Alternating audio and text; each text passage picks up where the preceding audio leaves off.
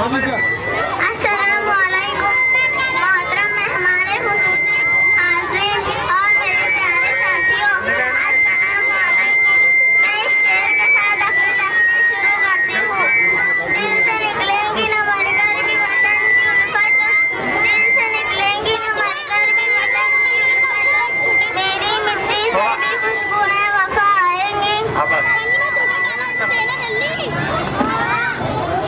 आज के दिन हम यौम आज़ादी मना रहे हैं। आज ही के दिन 1947 में हमारा मुल्क आज़ाद हुआ था।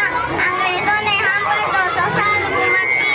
हमें अपनी मर्जी से जीना नसीब नहीं था। अंग्रेज हम पर बहुत जुल्म करते थे। हमें हर काम इनके हुक्म के मुताबिक करना पड़ता था। छोटी छोटी बातों पर बड़ी सजाएं दी जाती थी। ऐसे में हमारे मुल्क में कुछ ऐसे नौजवान खड़े हुए जिन्होंने ठान लिया कि कुछ भी हो जाए हम अपने मुल्क को आजाद कराकर ही दम लेंगे।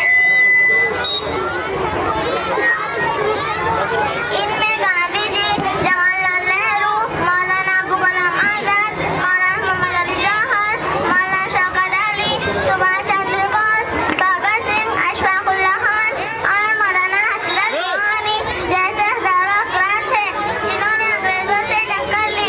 कई लोगों ने अपनी जानों का नजराना पेश किया, कई लोग जेल में बंद कर दिए गए, फिर भी इनका हौसला कम नहीं हुआ।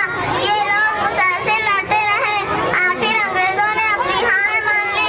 इस तरह हमारा मुल्क आजाद हो गया। आज हम इन सभी मुजाहिदीन आजादी को खराज अकीदत पेश करते हैं। मैं इसी के साथ अपनी बात खत्म करती हूँ। वल्लाह ये मुल्क हलादार रहेगा, वल्लाह ये मुल्क हलादार रहेगा, आजाद था आजाद आजाद रहेगा।